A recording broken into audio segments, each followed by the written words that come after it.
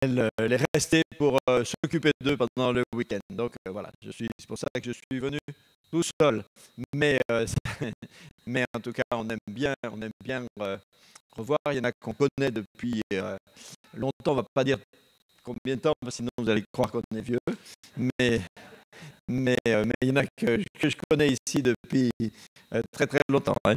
Et en tout cas, l'église de Mulhouse aussi vous salue. On est très content d'être ensemble dans le corps de Christ, hein, de participer à cette même vie dans le Seigneur et de pouvoir louer le même Seigneur, d'être des enfants de Dieu sans distinction, sans différence. Hein. Dans le ciel, il n'y a pas de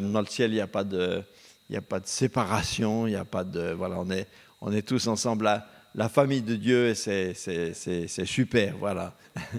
Donc je suis à Mulhouse, je fais partie de l'équipe pastorale de la Porte Ouverte à Mulhouse où je m'occupe plus spécialement de tout ce qui concerne l'enseignement et en particulier d'une formation biblique qui cible des responsables spirituels et qui s'appelle donc l'Institut JSP. Et qu'est-ce que je vais dire encore? Alors j'ai sur une petite table quelques-uns de mes livres, hein. Il faut que je le dise maintenant, sinon à la fin j'ai oublié. Et donc voilà, qui sont le dernier, c'est un commentaire, dont c'est de ça que Bruno parlait tout à l'heure. Le dernier, c'est un commentaire du livre de l'Apocalypse, hein, un commentaire verset par verset. C'est pas un livre d'eschatologie générale, mais c'est un commentaire verset par verset. Si vous voulez savoir la date du retour de Jésus, eh bien vous le lisez, mais vous ne saurez pas. et sinon, j'ai un autre livre, l'avant-dernier, mais je crois qu'on vous l'avait déjà présenté. Hein, c'est une réflexion sur la biographie du roi David, mais pas tellement les exploits, mais vraiment pour essayer de rentrer à l'intérieur le monsieur qui est dedans, ses sentiments, ses réflexions, sa personnalité, comment il fonctionne, pourquoi il a fait quelquefois des choix un petit peu bizarres, hasardeux, sur quelle motivation, etc. Puis il y a un livre qui s'appelle Le serpent vaincu. Ça, c'est pour tous ceux qui veulent bien connaître ce que Jésus a fait pour nous, si vous êtes nouveau en particulier ou que vous voulez bien aimer Jésus. Alors voilà, pour bien l'aimer, il faut bien le connaître. Il y en a un qui s'appelle « Vers la gloire par l'humilité ». Ça, c'est un livre qui parle de l'orgueil et de l'humilité. C'est un livre facile à donner. Vous dites à quelqu'un « Tiens, j'ai trouvé un bon livre qui parlait de l'orgueil, j'ai pensé à toi ». Et comme ça, il est content. J'ai un petit livre qui s'appelle « Dons et offrandes ». C'est ce que dit la Bible, hein, sur les finances. Qu'est-ce qu'on donne, pourquoi, comment, au-delà de toutes quelquefois les moyens de pression qui sont des fois exercés et qui ne sont pas justes. Qu'est-ce qui est dit dans la parole de Dieu? J'ai aussi un commentaire de l'Épître aux Romains. C'est pareil, c'est la base du cours que je donne à l'école biblique sur l'Épître aux Romains. Donc ça, c'est vraiment un commentaire verset par verset. Et puis je crois que j'ai fait à peu près le tour. Et puis les comportements chrétiens, c'est un petit livre qui répond aux problématiques que je pose sous forme de questions, un peu en forme de est-ce que j'ai le droit de, est-ce que j'ai pas le droit, hein, est-ce qu'un chrétien peut ceci, peut cela par rapport au corps, l'habillement, est-ce qu'on peut manger de la viande halal, est-ce qu'il faut porter le voile pour prier, voilà, c'est toutes les questions d'éthique. Hein. Voilà. Bon, voilà. Excusez-moi, j'ai fait mes petites annonces. Hein. Voilà. Alors, en tout cas, merci au pasteur d'avoir pris le risque de me donner la parole. Mais enfin, il n'a pas pris un trop gros risque. On se connaît quand même. Hein. Voilà. Hier, on avait vraiment un super moment pour parler d'un thème qui s'appelle vers la fin des temps. Et en disant qu'on va vers la fin des temps, je n'ai pas pris de risque. Hein, on est tous d'accord, on va vers la fin des temps. Hein, non? Ben oui, on va toujours dans le même sens. Hein, vous avez remarqué, on va toujours dans le même sens. Il y a quelque temps, un frère m'a dit « Oh, tu sais, je vais vers mes 80 ans. » Je lui ai dit « Ben oui, mais moi aussi. Hein. » Mais tu as un peu d'avance sur moi. Voilà. Et en tout cas, aujourd'hui, j'avais envie de parler de la Pentecôte. Vous savez ce que c'est que la Pentecôte, hein? C'est les chrétiens qui font des montagnes russes. Pentecôte, Pentecôte, Pentecôte. Mais, non, ça, voilà. Et la Pentecôte, c'est ce jour extraordinaire. On peut le lire déjà dans Acte 2, si vous avez une Bible. Est-ce qu'il y en a qui ont des Bibles? Oui, des vraies Bibles en papier. Parce que la plupart, maintenant, on voit plus beaucoup de vraies Bibles, mais c'est quand même des vraies Bibles. Mais bon, maintenant on est beaucoup sur des supports numériques, et ça permet aux jeunes d'avoir leur téléphone à la main pour lire la Bible. Puis de temps en temps, ils font un peu autre chose aussi avec. Mais voilà, mais en tout cas, nous, on lit la Bible. Alors, Acte 2, voilà, tout le monde a trouvé. Acte 2, 1. Voilà. Le jour de la Pentecôte, tous les disciples étaient tous ensemble dans le même lieu. Et tout à coup, il vint du ciel un bruit comme celui d'un vent impétueux, et il remplit toute la maison où ils étaient assis. Des langues semblables à des langues de feu leur apparurent séparées les unes des autres et se posèrent sur chacun d'eux. Et ils furent tous remplis du Saint-Esprit et se mirent à parler en d'autres langues selon que l'Esprit leur donnait de s'exprimer. Et alors on a la suite de tous les gens qui étaient là.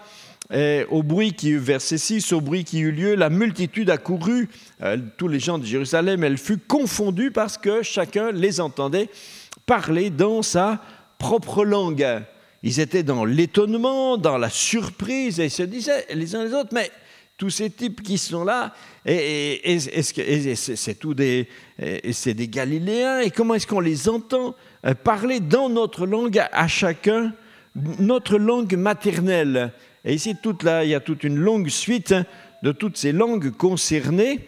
Verset 12, ils étaient dans l'étonnement, et ils se disaient les uns l'autre, mais qu'est-ce qui se passe ici?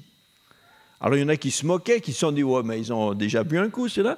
Et Pierre leur a expliqué, leur dit, non, les gars, on ne s'est pas peinté. D'abord, c'est très tôt le matin, on ne commence pas si tôt. Et ensuite, c'est parce qu'on est rempli du Saint-Esprit. Alors, quand on est rempli du Saint-Esprit, eh bien, le Saint-Esprit nous change, nous travaille, et ce don qu'ils ont reçu de parler de nouvelles langues. Alors peut-être s'il y en a qui ne connaissent pas trop ce que c'est, eh bien c'est une capacité surnaturelle de louer Dieu dans une langue qu'on n'a pas apprise.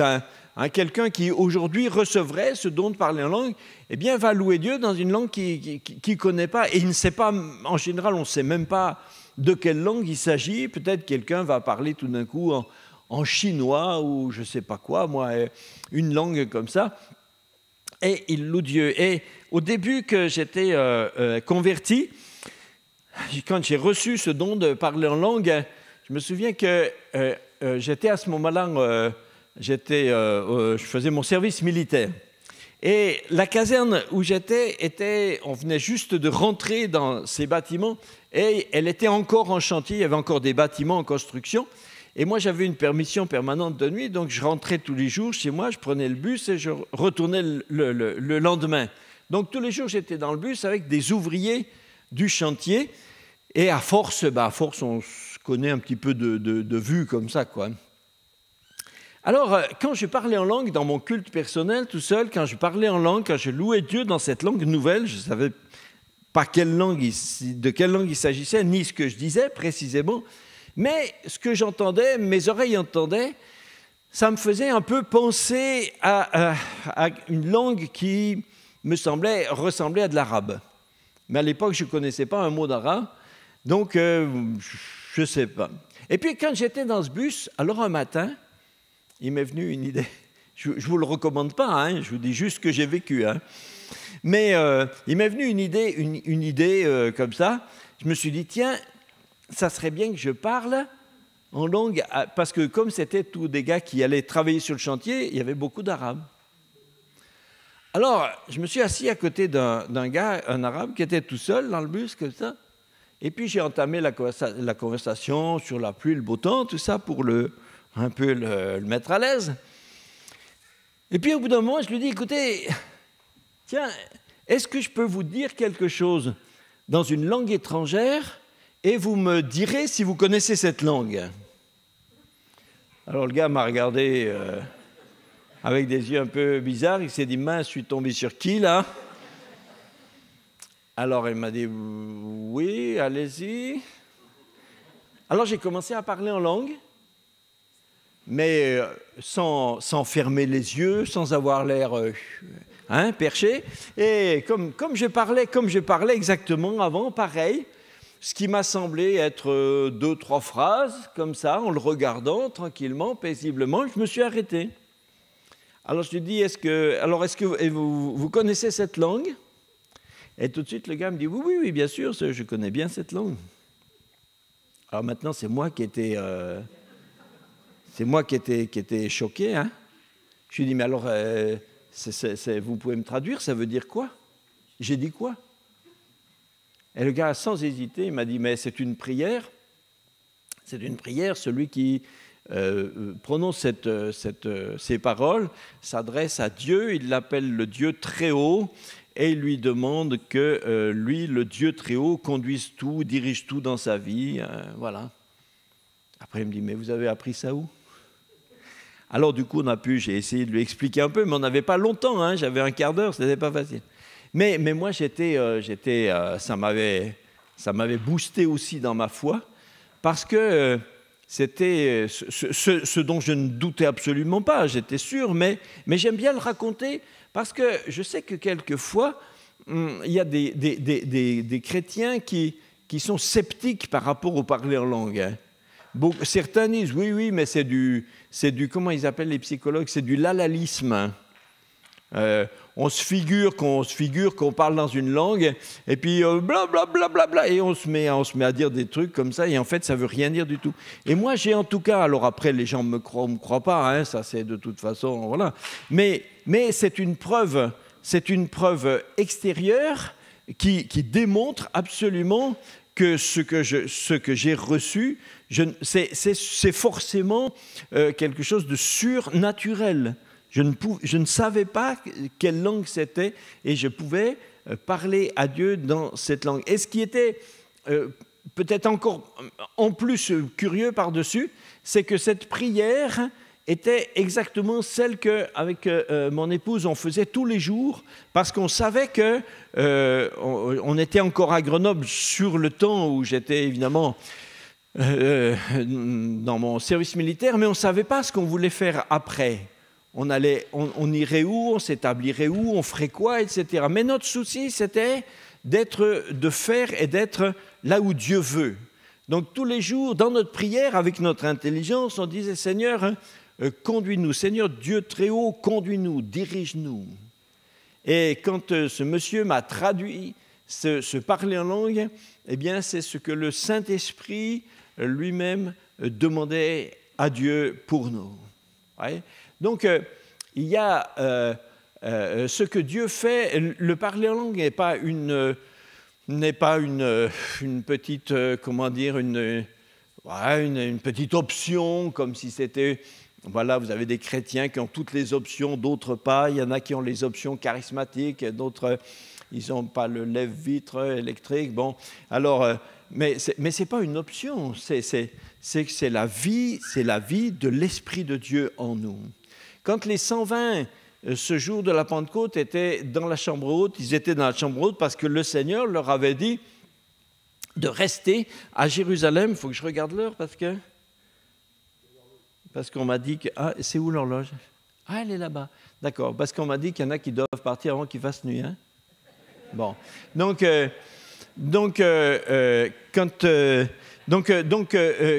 attendaient dans la chambre haute parce que le Seigneur leur avait dit, vous ne pouvez pas faire l'œuvre de Dieu sans les armes de Dieu, sans les outils de Dieu, sans l'énergie de Dieu, sans la force de Dieu, sans la puissance de Dieu. Attendez, la puissance va venir et avec la puissance, vous pourrez servir. Donc il faisait ce qu'ils devaient faire. Et quelquefois, vous voyez, attendre, c'est des fois faire la volonté de Dieu. Donc, ils attendaient et ils louaient Dieu, etc. Jusqu'à ce qu'au jour de la Pentecôte, la Pentecôte, ce n'est pas appelé Pentecôte parce qu'il s'est passé ça, mais il s'est passé ça parce que c'était le jour de la Pentecôte. Donc, le jour de la Pentecôte, le Saint-Esprit est descendu sur eux et ils ont été changés, transformés. Le plus spectaculaire dans cet épisode, ce n'est pas seulement qu'ils ont parlé en langue. Bien sûr, ça c'est puissant, mais c'est la transformation, l'irruption du Saint-Esprit dans leur personne qui les a changés et transformés. Ils étaient plus, j'allais dire quelque part, ils n'étaient plus les mêmes personnes. Ça ne veut pas dire qu'ils ont perdu leur liberté personnelle, leur autonomie. Ils ont continué de faire leurs choix. Ils ont toujours eu leur propre lutte contre le péché, contre le monde, contre la chair, tout ça, c'est sûr. Mais il y a quelque chose qui a été changé, transformé dans leur nature même. Quand vous regardez, par exemple, l'apôtre Pierre, si vous regardez l'apôtre Pierre qui nous est présenté dans les évangiles, et si vous regardez le même apôtre Pierre dans le livre des Actes des Apôtres, on dirait qu'on parle d'une autre personne. Le Pierre des évangiles, avant la Pentecôte, est quelqu'un d'impulsif, et quand même souvent centré sur lui-même. Pierre était souvent centré sur lui, préoccupé de lui-même. Vous voyez, avec les 11 autres, ils passaient le plus clair de leur temps à se disputer pour le savoir lequel d'entre eux était le plus grand. C'est quand même déjà... Quand on marche sur le chemin à l'ombre de Jésus qui est 2 pas devant et que à 2 mètres de Jésus, on en est à se disputer pour savoir lequel est le plus grand, il y a quand même vraiment un problème. Hein? On n'aurait jamais fait ça, nous, heureusement, merci Seigneur. Mais eux le faisaient. Et ils étaient quelquefois irascibles, ils avaient des relents de racisme, il y avait plein de trucs comme ça. Mais quand vous regardez Pierre dans le livre des Actes des Apôtres, on dirait que c'est plus le même homme. C'est plus le même homme. À peine les chapitres après la Pentecôte, Pierre et Jean ont fait lever, par la grâce de Dieu, mais ils ont guéri un homme qui était boiteux. Et Pierre, comme Pierre lui a dit, lève-toi et marche. Et comme le gars ne se levait pas assez vite, Pierre l'a pris par la main, il l'a mis debout. Parce qu'il est guéri, donc allez, hop. Et alors il a mis debout, et l'autre marchait, et après tout le monde disait que c'était merveilleux, etc. Et on commençait à les louer, et Pierre a dit tout de suite, non, attendez, oulala, c'est pas nous, hein. C'est pas nous, c'est le nom de Jésus. Mais si ça avait été le Pierre de avant la Pentecôte, qu'est-ce que Pierre aurait dit? Il aurait dit, écoutez les gars, voyez, c'est ça la foi. Prenez exemple un peu quand même, hein? Voyez. Mais il n'était plus le même. C'est quelqu'un qui est différent. C'est quelqu'un qui pouvait maintenant servir en humilité, avec courage, avec abnégation, renoncer à lui-même. Vous voyez, les disciples ont été changés, transformés. Ils sont devenus de peureux, ils sont devenus courageux. De centrés sur eux, ils sont devenus centrés sur le royaume de Dieu. D'inefficaces, ils sont devenus tout d'un coup efficaces. C'est pourquoi nous avons besoin de cette puissance du Saint-Esprit. Pas seulement pour parler en langue, aussi pour parler en langue, mais pas seulement pour parler en langue. Nous avons besoin que le Saint-Esprit de Dieu nous remplisse et nous change. On n'est pas des églises pentecôtistes ou pentecôtisantes ou charismatiques, etc., pour adhérer à une doctrine. Ce qui nous intéresse, c'est que notre vie, notre âme soit changée et transformée. Vous voyez, Jésus nous a communiqué sa puissance. Et Jésus est venu avec puissance et il a communiqué la puissance. Il n'a pas gardé pour lui la puissance. Vous voyez, par exemple, dans Luc 4, 1, on voit Jésus qui manifestait cette puissance. Luc 4, 1, Jésus, rempli du Saint-Esprit, revint du Jourdain. C'est quand il avait été pour le baptême, pour se faire baptiser. Et après son baptême. Et il revint du Jourdain, vous voyez, au chapitre 4, verset 1, on dit qu'il était rempli du Saint-Esprit. Il revint du Jourdain, il fut conduit par l'Esprit dans le désert où il fut tenté par le diable pendant 40 jours. Vous savez comment il a résisté au diable pendant ces 40 jours, etc. Et après, verset 13, après l'avoir tenté de toutes ces manières, le diable s'éloigna de là jusqu'à un moment favorable de lui. Jésus, revêtu de la puissance de l'Esprit, retourna en Galilée. Sa renommée se répandit dans tout le pays, il enseignait dans les synagogues, il était glorifié par tous. Vous voyez, au verset 1, on a dit qu'il était rempli du Saint-Esprit. D'accord ? Au verset 14, il était revêtu de la puissance du Saint-Esprit. Quand on parle de remplir quelque chose, on parle de ce qu'il y a dedans. Quand on remplit quelque chose, on parle de ce qui est de l'intérieur. Mais au verset 14, il était revêtu du Saint-Esprit. Le revêtement, c'est sur l'extérieur. C'est une autre phase. Jésus était d'abord rempli et après il a été revêtu. Revêtu, c'est comme s'il avait enfilé un manteau, c'est comme s'il avait un vêtement de puissance. L'apôtre Pierre, plus tard dans les Actes des Apôtres, avait quelque part, même si ce n'est pas exprimé de cette façon-là, mais il avait un manteau de puissance. On dit quelquefois que quand Pierre passait quelque part, eh bien, on essayait de placer des malades pour que juste quand il passe à côté, son ombre passe sur lui, sur le malade et le guérisse.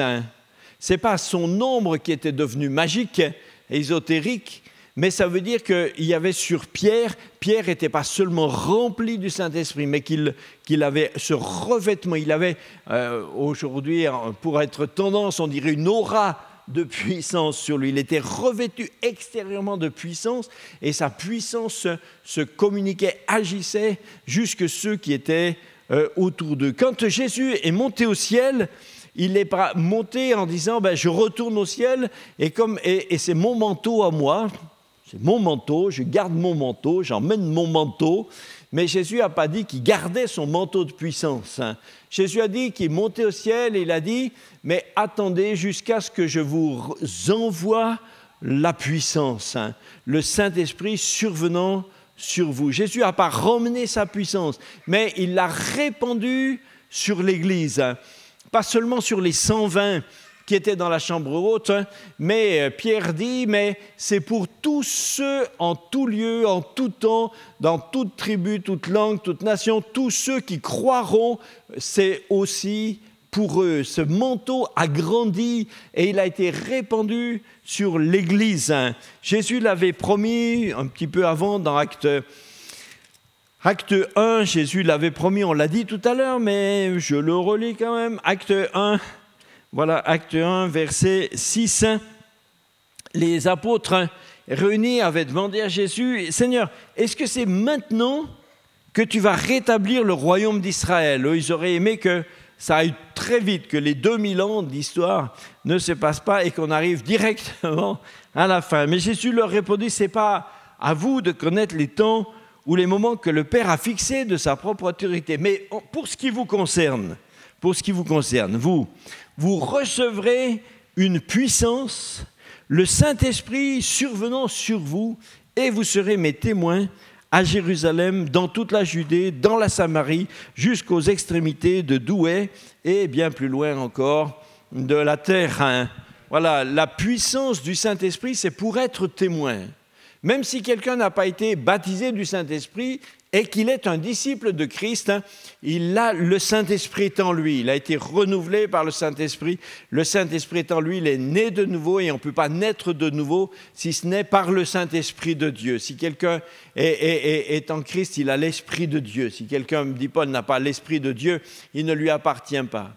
Mais même si on est devenu disciple et même si on a le Saint-Esprit, c'est une autre chose que de recevoir cette puissance du Saint-Esprit. La veille de la Pentecôte, les apôtres étaient déjà des chrétiens. Et ils étaient déjà nés de nouveau, ils étaient des chrétiens. Mais la veille encore, ils n'avaient pas reçu la puissance. Ils avaient besoin de recevoir cette puissance du Saint-Esprit. Nous avons besoin du Saint-Esprit, de la puissance du Saint-Esprit pour être changés, transformés. Après leur avoir dit ça, verset 9, après avoir dit cela, il fut élevé pendant qu'ils le regardaient, et une nuée le déroba à leurs yeux. Et comme ils avaient les regards fixés vers le ciel pendant qu'ils montaient dans le ciel, deux hommes vêtus de blanc leur apparurent et leur dirent « Hommes galiléens, pourquoi vous arrêtez-vous à regarder au ciel? Ce Jésus qui a été enlevé au ciel du milieu de vous, il reviendra de la même manière que vous l'avez vu allant au ciel. » Ça devait être quand même une scène quand même, je ne sais pas comment dire, c'est extraordinaire, c'est peu dire.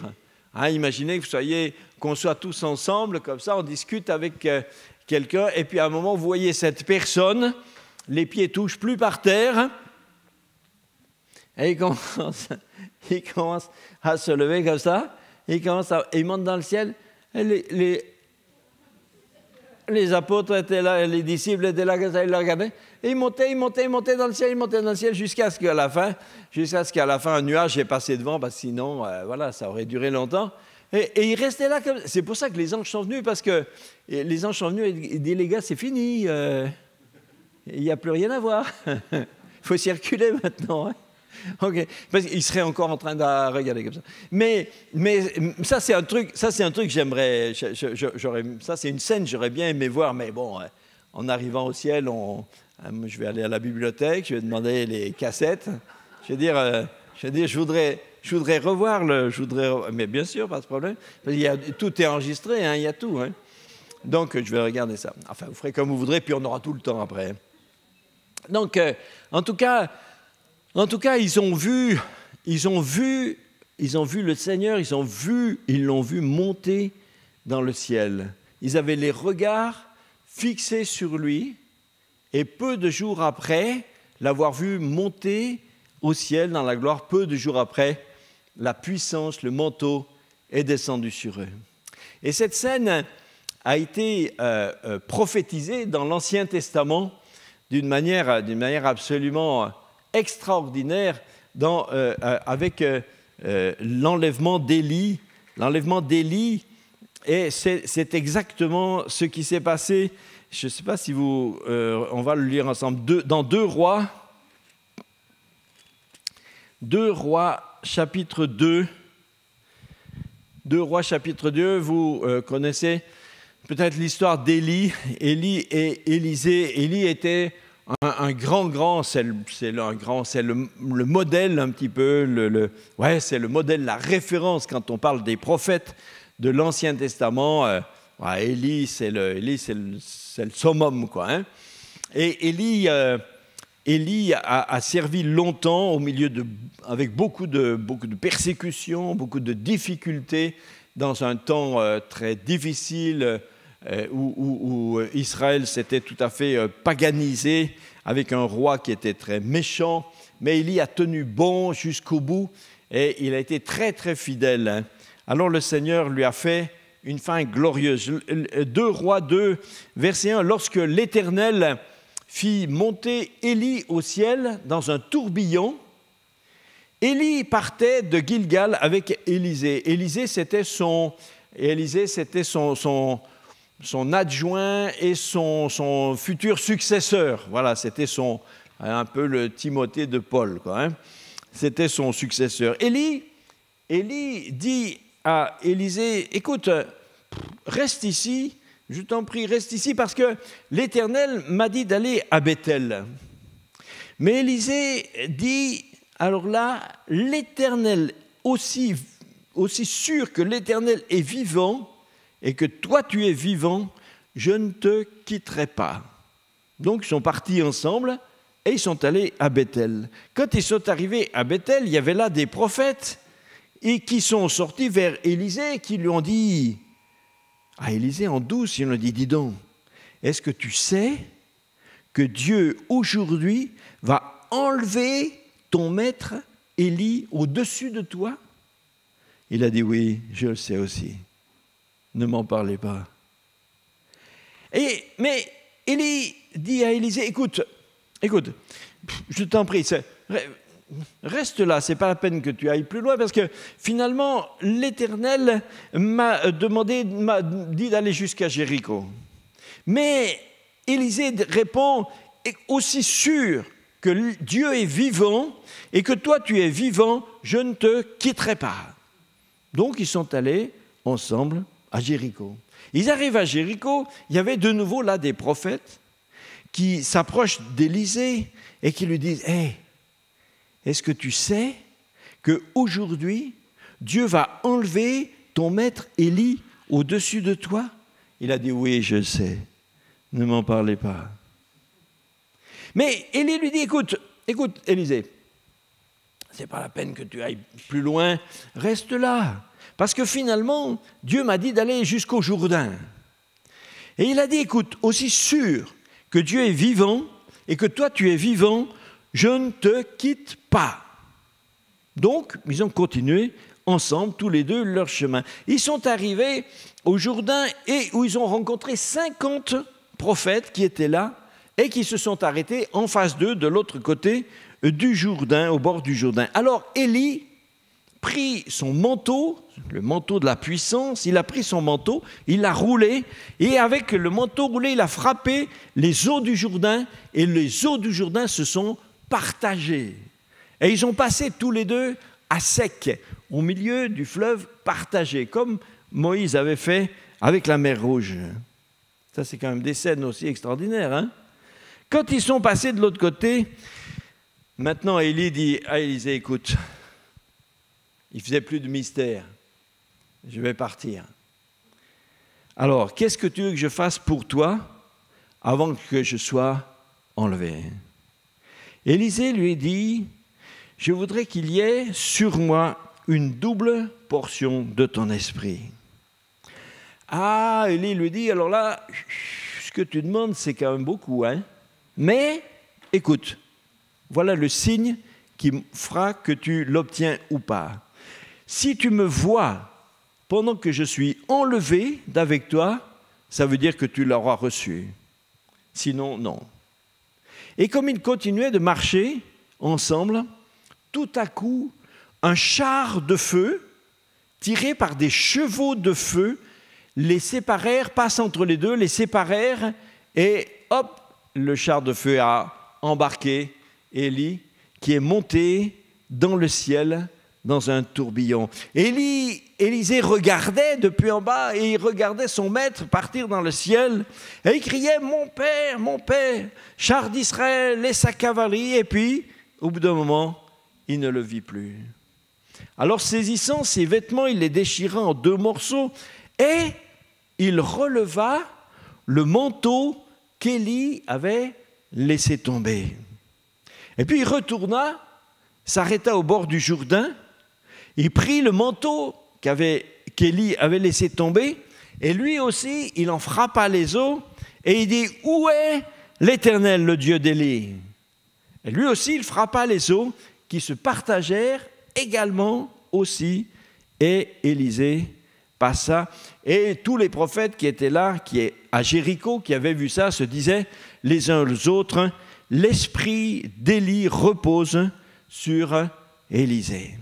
Alors, cette histoire, finalement, j'aimerais vous montrer que cette histoire est exactement la prophétie en image, c'est la prophétie de l'ascension jusqu'à la Pentecôte. Jésus avait dit, Jésus est monté au ciel, et quelques jours après, eh bien, montant au ciel, il a envoyé son manteau de puissance sur l'Église. Ça, c'est de l'ascension à la Pentecôte. Et c'est ce qui arrive dans cette histoire-là. Élie représente le prince des prophètes. Élie représente dans cette scène, Élie représente prophétiquement Jésus. Et son successeur, Élisée, représente l'Église. Et quand il va être enlevé au ciel, alors Élisée dit qu'il veut recevoir le manteau, qu'il veut recevoir la puissance. Et Élie lui a dit, ça ne dépend pas de moi, mais le signe, c'est si tu me vois quand je suis enlevé dans la gloire. Alors vous pensez bien que, ayant entendu ça, Élisée regardait de tous ses yeux.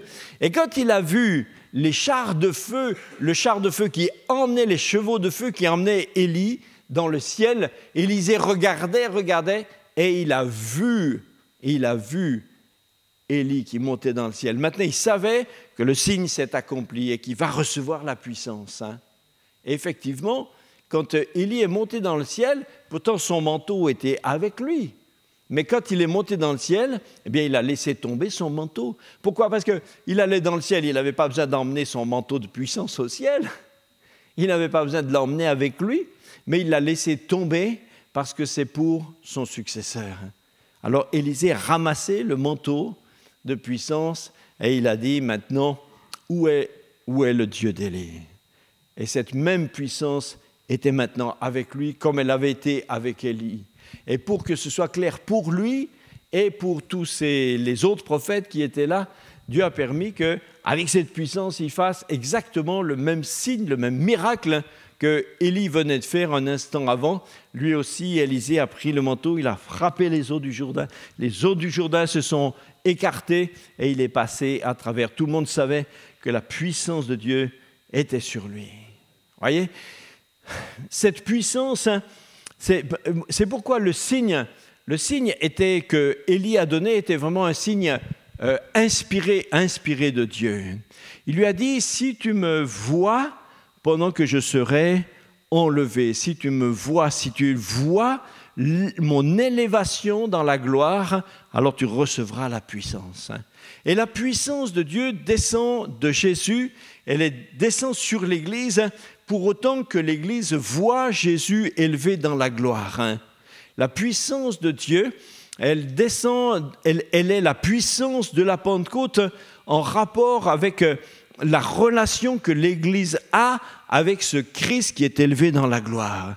Si nous ne connaissons qu'un petit Jésus, comme beaucoup de gens connaissent le petit Jésus, ça ne va pas beaucoup plus loin. Pour certains, malheureusement, c'est triste, mais dans la société, pour certains, Jésus, c'est surtout le petit Jésus de la crèche qui est resté Jésus, et ils ne l'ont pas vu élevé dans la gloire. Et ne le connaissant pas comme un Jésus, comme le Christ qui est le Seigneur des Seigneurs, qui est élevé, assis sur le trône de Dieu, alors il n'y a pas de communication de puissance parce qu'ils ne le connaissent pas véritablement. Ils ne le connaissent que historiquement. Paul connaissait l'historique de Christ, mais jusqu'à ce qu'il sache qu'il est ressuscité, qu'il est le Seigneur de gloire, il ne l'avait pas vu élevé dans la gloire, alors il ne le connaissait pas. Et ce qui pour nous est pas la garantie, mais la condition de vivre vraiment dans la connaissance de Dieu et dans l'œuvre de Dieu, de faire l'œuvre de Dieu, d'être dans le royaume de Dieu, c'est plus nous connaissons comme Christ, comme élevé dans la gloire. Tant que nous connaissons un petit Jésus, eh bien ce petit Jésus ne nous donne rien du tout. Et connaître l'historique de Christ, même connaître la mort et la résurrection de Jésus, n'est encore pas la garantie d'être au service de Dieu. Parce que finalement, si vous regardez bien, le diable aussi, il sait que Jésus est ressuscité, hein ? Non ? Le diable a su que Jésus était ressuscité avant tous les disciples. Il y a cru avant eux, hein ? Avant Marie-Madeleine, il savait déjà que Jésus est ressuscité. Mais ça ne fait pas de lui, ce n'est pas parce qu'il croit ça comme une vérité factuelle, historique, ça ne fait pas de lui un croyant. Ça fait de lui seulement quelqu'un qui connaît un historique. Et vous pouvez, quelques-uns d'entre vous, peut-être, vous pouvez connaître les choses de Dieu, connaître l'historique, connaître la vérité doctrinale, mais ce n'est pas ça qui fait de nous des gens remplis du Saint-Esprit. Ça fait juste de nous des gens qui sont au courant, qui ont reçu des informations. Mais ce n'est pas les informations au sujet de Jésus qui nous rendent puissants. Ça peut remplir juste notre tête. Mais ce n'est pas notre tête qui doit être remplie de la connaissance, c'est notre cœur. Il faut que la connaissance de Jésus, il faut qu'elle descende de la tête, il faut qu'elle descende dans le cœur. Il faut qu'elle devienne pas seulement d'une information, il faut qu'elle devienne une révélation. Il faut que plus nous verrons Christ élevé dans la gloire, alors plus effectivement ce manteau de puissance peut descendre sur nous. Et c'est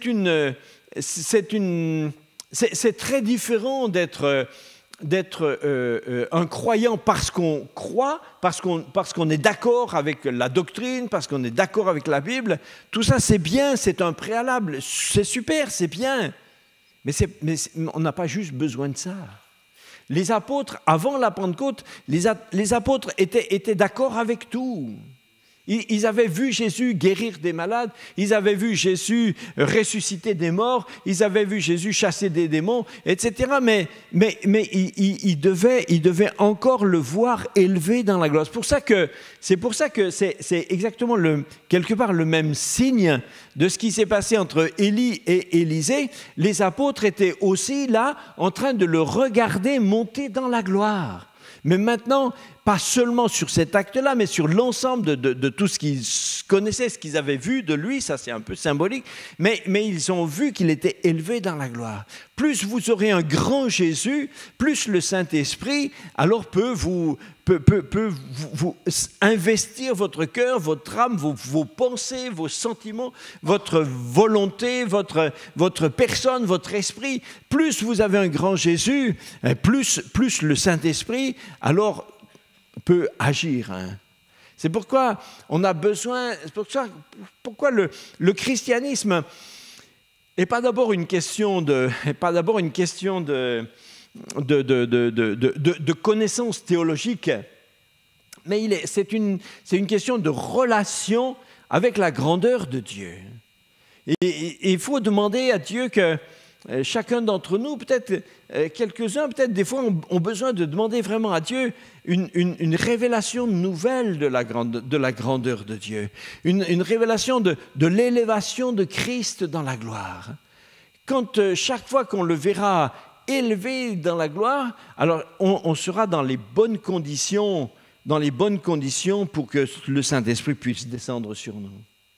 La première fois qu'il est fait mention dans la vie d'Élie de ce manteau qui est devenu après quelque part le manteau de sa puissance. Je ne suis pas en train de dire que le manteau d'Élie était un manteau magique comme la cape d'Harry Potter, mais c'est pas un objet qui devenait magique, mais c'est sa relation avec Dieu qui était remplie de force. La première fois qu'Élie a utilisé qu'il ait fait mention de son manteau dans sa vie, c'est un jour où Élie il avait vécu des temps très difficiles, il était un peu déprimé. Il s'est caché dans une caverne et Dieu lui a dit « Écoute, je vais passer devant toi ». Et il y a eu beaucoup de manifestations différentes et puis à un moment, un murmure doux et léger et Élie savait que c'est Dieu qui passe.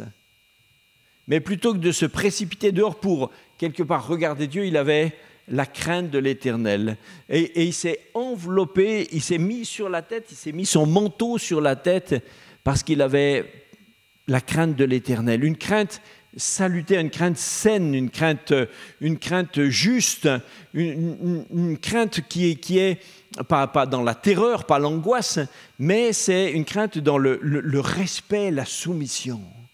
Si nous marchons dans cette soumission, dans cette juste crainte de l'Éternel, hein, alors on est dans de bonnes conditions pour être utilisé par Dieu. Vous savez, plus quelqu'un connaît Dieu réellement par révélation, plus il voit que Dieu est grand et plus on se voit petit. Celui dont Jésus a dit qu'il était le plus grand, c'est Jean-Baptiste qui disait « Je ne suis même pas digne de délier la courroie de ses sandales. Il faut que lui grandisse et que moi, je diminue. » Quand on regarde une montagne très très loin, des fois suivant où vous êtes, quand on est dans les Vosges, chez nous dans les Vosges, de certains endroits, de très loin, on voit le Mont Blanc. Il faut qu'il fasse beau, on voit le Mont Blanc. Mais franchement, depuis les Vosges, quand on voit le Mont Blanc, c'est pas impressionnant, hein? Ah non, c'est pas impressionnant. Tu as une ligne de crête tout au loin, on dit le petit bout qui dépasse un peu plus, là, ça c'est le Mont Blanc. On dit c'est le Mont Blanc, ça impressionne personne. Mais plus vous vous rapprochez, plus c'est impressionnant. Et quand vous regardez le Mont Blanc depuis Chamonix, alors ça ne fait pas le même effet, hein? Parce qu'alors là, vous le regardez comme ça. Et puis si on s'approche encore un peu plus, c'est extraordinaire. Mais c'est pareil avec Dieu. Plus quelqu'un est loin de Dieu, oui, il dit oui, bon, c'est Dieu. Mais plus on fréquente Dieu, plus on se rapproche de Dieu, alors plus Dieu est grand, plus on devient minuscule et plus on est impressionné. Être impressionné, c'est une chose, devenir admiratif, c'est une chose. Mais être admiratif, ce n'est pas être adorateur. Admirer, ce n'est pas adorer. Et je pense qu'il y a des chrétiens qui admirent mais qui n'adorent pas. Admirer, c'est juste reconnaître la grandeur, la beauté, etc. Mais ce n'est pas faire un avec un.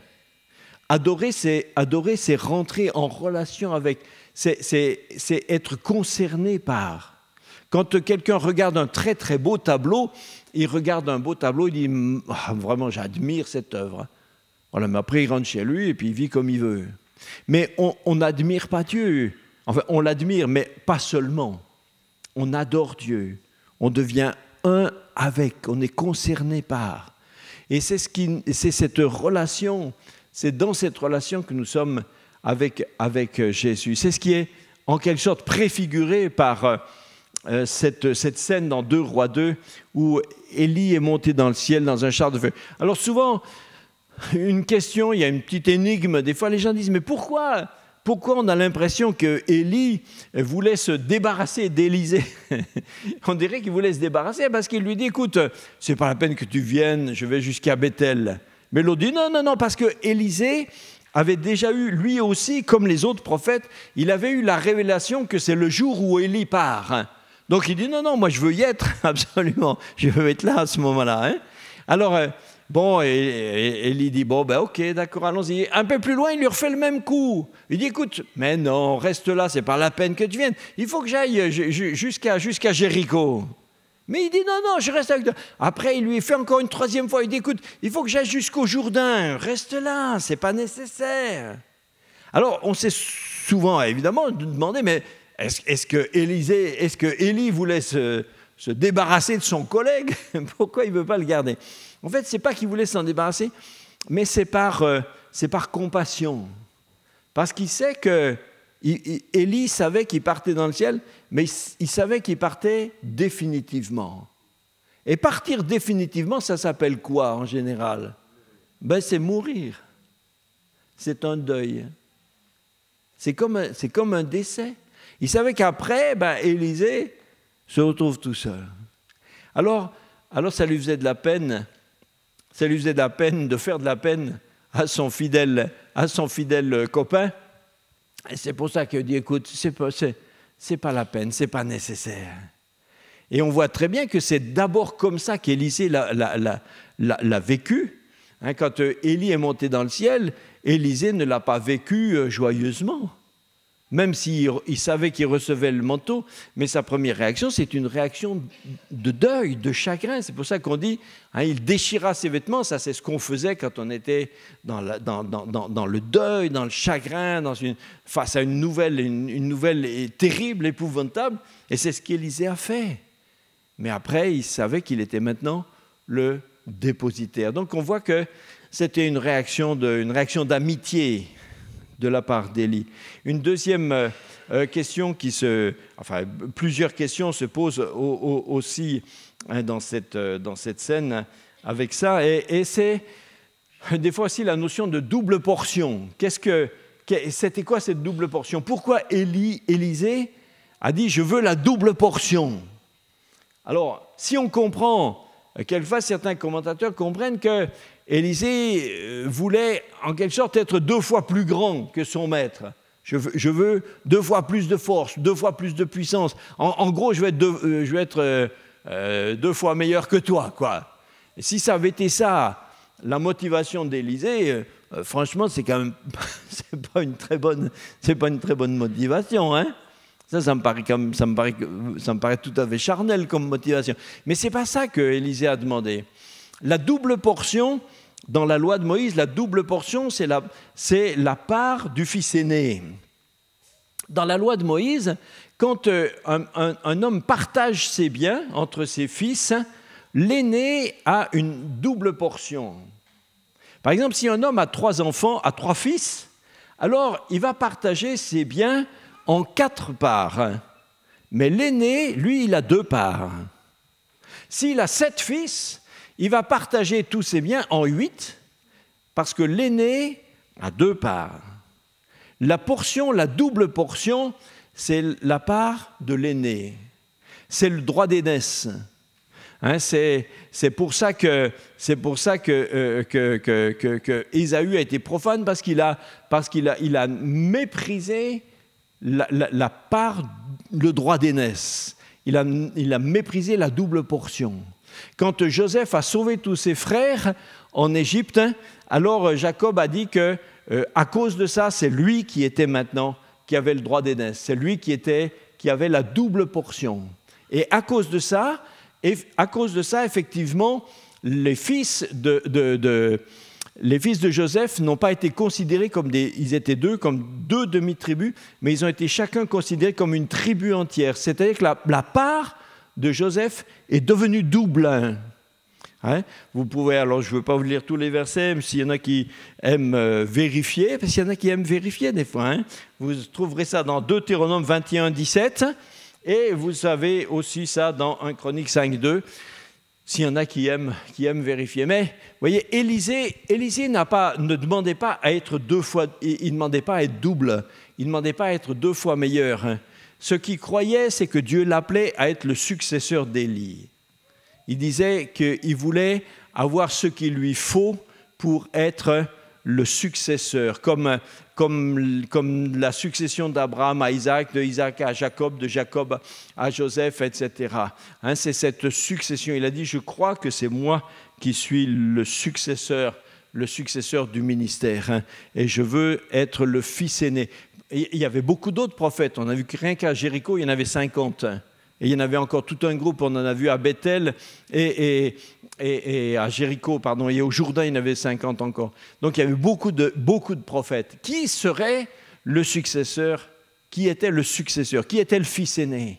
Et Élisée a dit, je crois que c'est moi le fils aîné, je veux cette part du fils aîné. Et Élie a dit ça c'est pas moi qui choisis, ça c'est Dieu qui choisit. Si c'est Dieu qui te met dans cette position, alors Dieu te donnera ce dont tu as besoin. Mais tu le verras, tu le sauras si tu me vois monter dans la gloire. Il est monté et il a vu, et il y montait, donc il savait qu'effectivement, c'est lui qui avait maintenant cet appel. Vous voyez, Hébreu, j'aimerais terminer avec Hébreu 12. Hébreu 12, verset 2.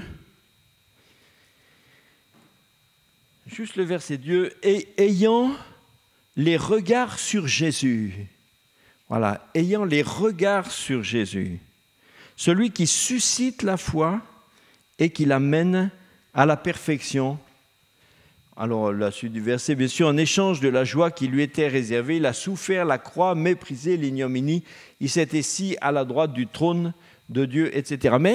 Mais j'aime bien cette expression qui nous encourage, qui nous engage à avoir les regards sur Jésus. C'est lui qui suscite la foi, qui crée la foi et qui l'amène à la perfection. C'est en ayant les regards sur Jésus que notre foi va grandir. C'est en ayant les regards sur Jésus que va se réaliser notre appel aussi.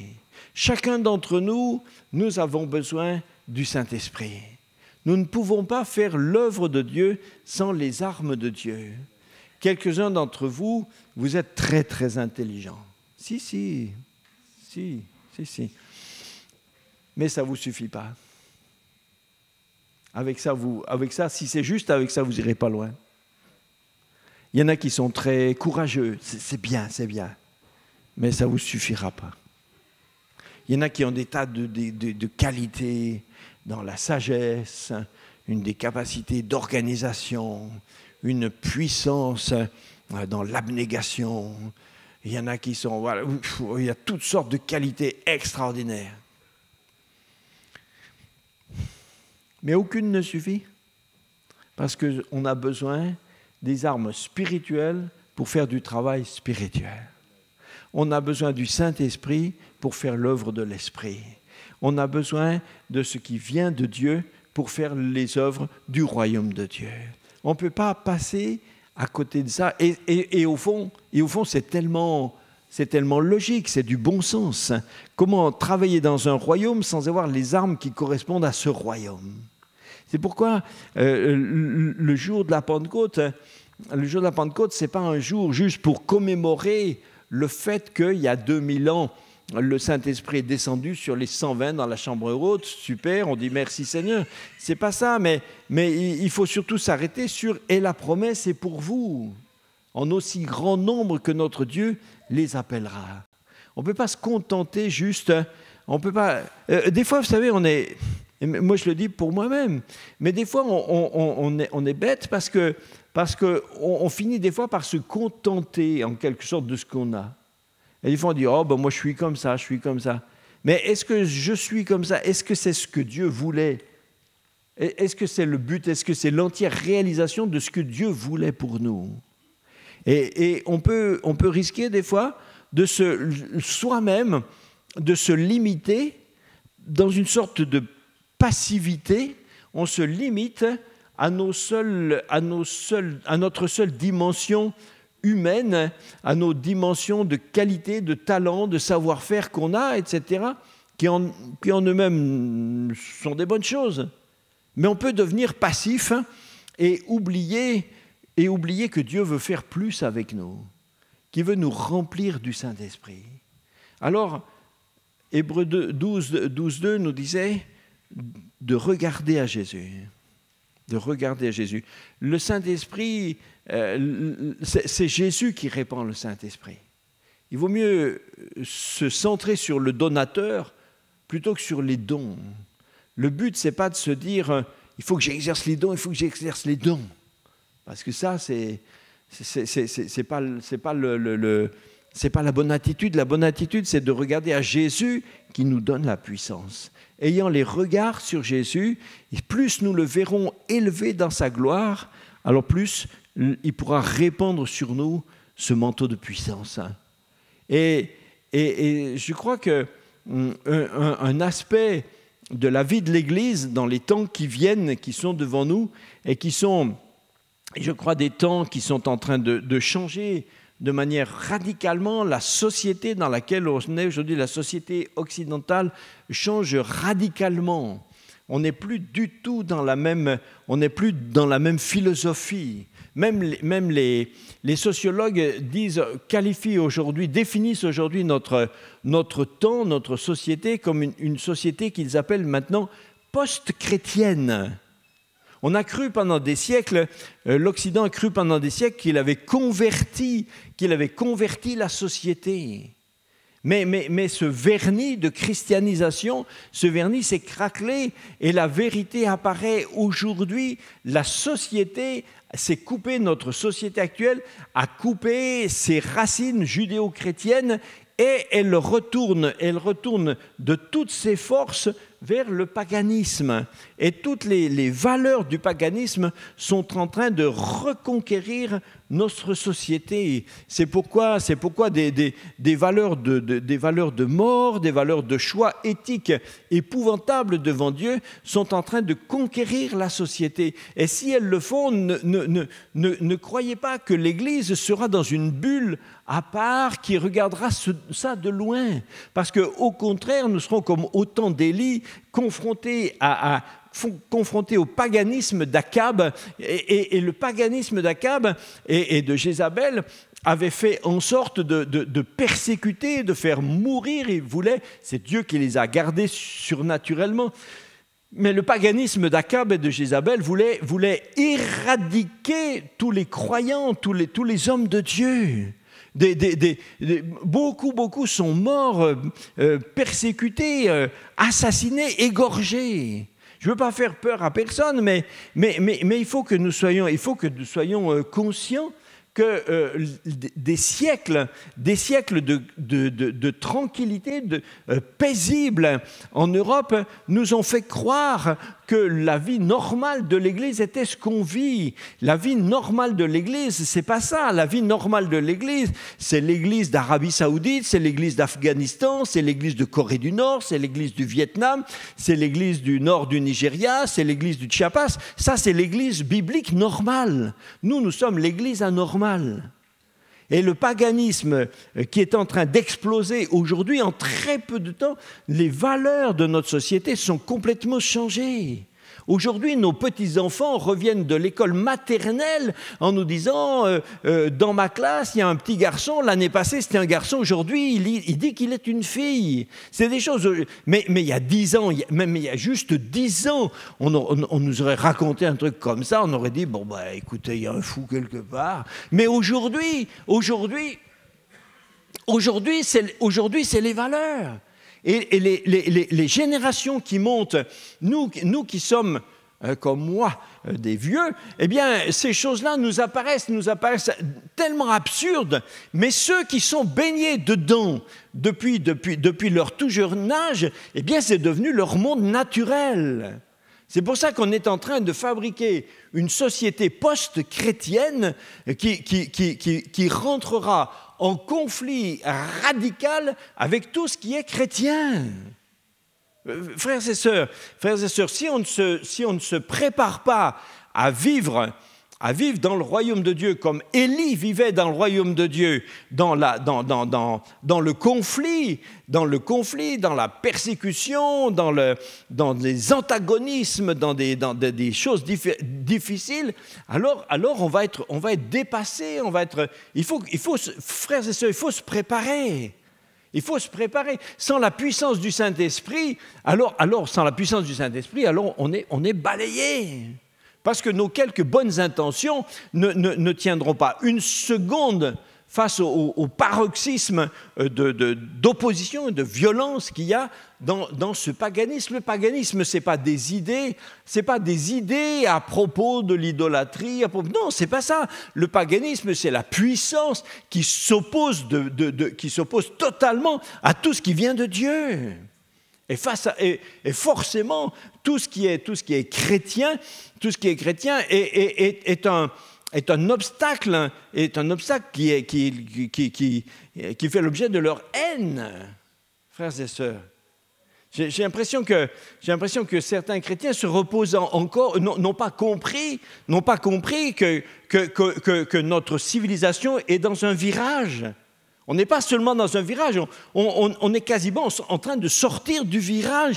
Nous débouchons dans une civilisation nouvelle.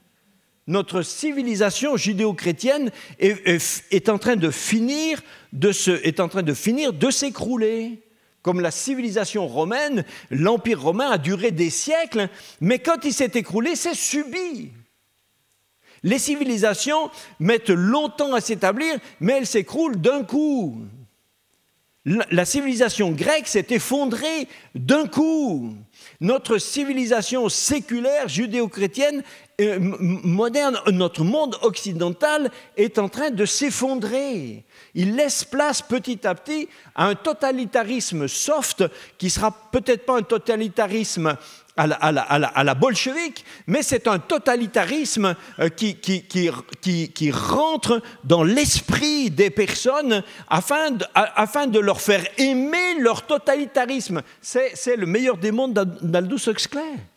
Un livre quasiment prophétique. Frères et sœurs, si nous n'avons pas les yeux sur Jésus, si nous n'avons pas les regards sur Jésus pour recevoir et pour être revêtus d'un manteau de puissance, mais dans nos vies personnelles, nous serons balayés. Les parents seront décontenancés, ne sauront pas quoi dire à leurs enfants qui reviennent de l'école avec des idées, des pensées, des valeurs qui vont les dépasser au travail, sur le lieu de travail, partout dans toute la société. On va être complètement déboulonnés. Si toute notre vie chrétienne consiste à venir à l'église de temps en temps, vous êtes cuits. Parce que l'église, la vraie église, c'est pas là. Ça, c'est le bâtiment église. Ok. Mais la vraie église, c'est pas ça. La vraie église, c'est nous, c'est ce qu'on en fait. La vraie église, elle commence demain matin. La vraie église, c'est du lundi au samedi. La vraie église, c'est ce qui se passe avec Christ dans nos vies, dans nos foyers, dans nos familles, sur nos lieux de travail, dans nos maisons, dans nos habitations, dans nos immeubles. Et si là, il n'y a pas l'Esprit de Dieu, si là, il n'y a pas la puissance de Dieu, alors l'Église ne sera plus qu'un concept culturel dépassé, vieillissant. Mais on n'est pas ça. C'est pourquoi les relations, le relationnel, le vrai relationnel, pas la société des amis de Facebook, mais le vrai relationnel entre les gens est tellement important. Les croyants qui n'arrivent pas à se faire du vrai relationnel dans l'Église de Christ seront très, très fragilisés. Il faut apprendre à aimer son prochain, le respecter, lui pardonner. Il faudra peut-être, pour quelques-uns, apprendre à devenir gentil. Mais pour certains, c'est un programme. Frères et sœurs, mais ce que le Seigneur nous a dit, c'est qu'il nous enverrait la puissance. Il a dit, je ne vous laisserai pas comme ça. Je vais vous envoyer une puissance. Vous pensez que les perspectives pour les 120 dans la chambre haute, les perspectives sociopolitiques, vous pensez qu'ils étaient face à une perspective simple, confortable? Eux, quand ils sont sortis de la chambre haute, avec le Saint-Esprit, ils déboulaient dans une société régie par la violence, le totalitarisme, le culte à César, l'intolérance, l'idolâtrie. Vous croyez que c'était confortable? Ce qui s'est passé dans les quelques générations qui ont suivi a été d'une dureté, d'une violence épouvantable. Nous, on aime bien parler des langues de feu, ils parlaient en langue, c'était formidable. Oui, le premier jour, ça a été formidable. Mais ce n'est pas le quotidien. Le quotidien, c'est la présence avec Dieu. J'aimerais prier. Seigneur, notre Dieu, nous te remercions de nous avoir promis de nous remplir du Saint-Esprit. Nous ne voulons rien moins qu'à d'être remplis du Saint-Esprit. Nous ne voulons pas nous contenter d'une culture évangélique. Nous ne voulons pas nous rassurer d'être pentecôtisants, mais nous voulons que le Saint-Esprit nous remplisse. Ô Esprit de Dieu, viens nous remplir. Moi, j'ai besoin d'être rempli du Saint-Esprit. Seigneur, tous mes frères et sœurs ici ont besoin d'être remplis du Saint-Esprit. Remplis notre tête, nos pensées, notre compréhension, notre capacité à réfléchir, à penser, à concevoir. Donne-nous la sagesse d'en haut. Donne-nous la foi d'en haut. Seigneur, nous avons les regards sur toi. Toi qui accomplis la foi, qui l'amène à la perfection. Sans toi, Seigneur, nous sommes dépassés. Nous voulons te voir élevé dans la gloire. Fais-nous la grâce, Seigneur notre Dieu, de nous faire te voir glorifié au-dessus de tout. Merci Seigneur notre Dieu.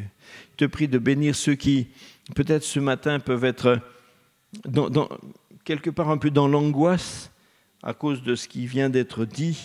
Mais je te prie que personne ne soit dans l'angoisse, que personne ne se sente dépassé, mais que chacun puisse savoir que la fidélité de Dieu va lui donner ce qui lui sera nécessaire instant après instant. Que des mamans qui sont inquiètes pour leurs enfants, leurs petits-enfants, puissent être rassurées. Leurs petits-enfants sont chers au cœur de Dieu, plus encore qu'ils ne sont chers à leur propre cœur. Et le Seigneur qui a tout prévu va prévoir aussi pour leur salut, pour leur force, pour leur sauvegarde. Merci Seigneur. Étends ta main. Je te prie que cette Église, Seigneur, soit remplie de la puissance de Dieu. Que des temps manifestes de Pentecôte descendent sur eux.